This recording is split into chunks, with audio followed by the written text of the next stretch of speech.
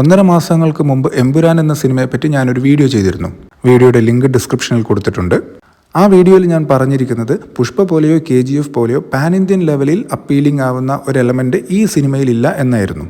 ഇന്ന് സിനിമ ഇറങ്ങി ഒരു ദിവസം കഴിഞ്ഞു. പല റിവ്യൂകൾ നമ്മൾ ഓൾറെഡി കണ്ടും കഴിഞ്ഞു. ഞാൻ പേഴ്സണലി കേരളത്തിൽ നിന്ന് വരുന്ന റിവ്യൂസിനുപരി തമിഴ്നാട്ടിൽ നിന്നും നോർത്ത് ബെൽറ്റിൽ നിന്നും വരുന്ന റിവ്യൂസാണ് ശ്രദ്ധിച്ചത്. പക്ഷേ പ്രതീക്ഷിച്ചതുപോലെ തന്നെ അവിടെയുള്ള ആളുകൾ ഈ സിനിമ ഏറ്റെടുത്തിട്ടില്ല എന്ന് തന്നെയാണ് മനസ്സിലായത്. തീർച്ചയായും ഈ സിനിമയ്ക്ക് കേരളത്തിൽ നിന്നും മലയാളം പ്രിന്റ് കൂടുതലായും റിലീസ് ചെയ്യുന്ന GCC, USA, UK എന്നിവിടങ്ങളിൽ നിന്നെല്ലാം വൻ കളക്ഷൻ കിട്ടും. ഒരുപക്ഷെ ഏറ്റവും കൂടുതൽ കളക്ഷൻ നേടുന്ന ഓവർസീസ് പടമായി മാറാനും ഇത് സാധ്യതയുണ്ട്. പക്ഷേ ഒരു ട്രൂ പാൻ ഇന്ത്യൻ സക്സസിന് വേണ്ടിയുള്ള മലയാള സിനിമയുടെ കാത്തിരിപ്പ് ഇനിയും തുടരുകയാണ്. ബേസിക്കലി നമുക്ക് നമ്മുടെ സീനിയർ സൂപ്പർ സ്റ്റാർസ് പ്രിയപ്പെട്ടവരാണ്. എന്നാൽ ഇതര സംസ്ഥാനത്തെ പ്രേക്ഷകർക്ക് പ്രായം ചെന്ന നമ്മുടെ സൂപ്പർ സ്റ്റാറിനോട് അതേ അളവിൽ സ്നേഹം ഉണ്ടാവണം എന്ന് നമുക്ക് പറയാൻ പറ്റില്ല. ഇതിൻ്റെ പ്രധാന കാരണം എന്ന് പറയുന്നത് അവർക്ക് വേണ്ടത് ചെറുപ്പക്കാരായ നായകന്മാരെയാണ്. ചെറുപ്പക്കാരെന്ന് പറയുമ്പോൾ അറ്റ്ലീസ്റ്റ് 40-നടുത്തെങ്കിലും പ്രായമുള്ളവർ. ഇതുവരെ നോക്കിയാൽ ഏറ്റവും സക്സസ്ഫുള്ളായ 3 പാൻ ഇന്ത്യൻ സിനിമകൾ ബാഹുബലിയും പുഷ്പയും KGF-ഉമാണ്. സൗത്തിൽ നിന്നുള്ള താരതമ്യേന ചെറുപ്പക്കാരായ ആ 3 ഹീറോസിനെ നോർത്തിൽ നിന്നുള്ള ഓഡിയൻസ് ആക്സെപ്റ്റ് ചെയ്തു എന്ന് കരുതി സൗത്തിൽ നിന്നുള്ള മറ്റ് സീനിയർ ഹീറോസിനെ അവിടെയുള്ള ഓഡിയൻസ് ആക്സെപ്റ്റ് ചെയ്യാനുള്ള സാധ്യത വളരെ കുറവാണ്.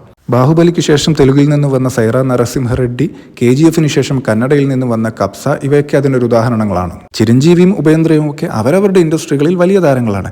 എന്നാൽ മറ്റ് സംസ്ഥാനങ്ങളിലുള്ളവർക്ക് പ്രായം ചെന്ന ആ ഹീറോസിനോട് താല്പര്യം തോന്നിക്കൊള്ളണമെന്നില്ല. ഇത് തന്നെയാണ് ഇവിടെ എമ്പുരാന്റെ കാര്യത്തിലും സംഭവിച്ചിരിക്കുന്നത്. കേരളത്തിൽ ഏറ്റവും കൂടുതൽ ആളുകൾ തിയേറ്ററിലേക്ക് കയറ്റാൻ കപ്പാസിറ്റിയുള്ള ഒരു നടനാണ് മോഹൻലാൽ. എന്നാൽ അദ്ദേഹത്തെ വെച്ചൊരു പാൻ ഇന്ത്യൻ സിനിമ എന്ന് പറയുന്നതും ഒരു ബാഡ് കൺസെപ്റ്റ് ആയിരുന്നു.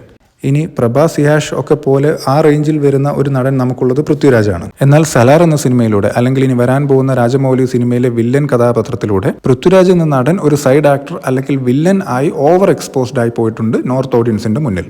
സോ ഇനി അയാൾ ഒരു സോളോ പാൻ ഇന്ത്യൻ മാസീവ് പടവുമായി വന്നാൽ അത് സക്സസ്ഫുൾ ആവാനുള്ള സാധ്യതയും കുറവാണ്.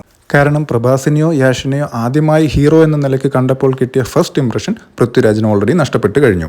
സോ അൾട്ടിമേറ്റ്ലി ഒരു ട്രൂ പാൻ ഇന്ത്യൻ സക്സസിന് വേണ്ടിയുള്ള മലയാള സിനിമയുടെ കാത്തിരിപ്പ് തുടരുകയാണ്.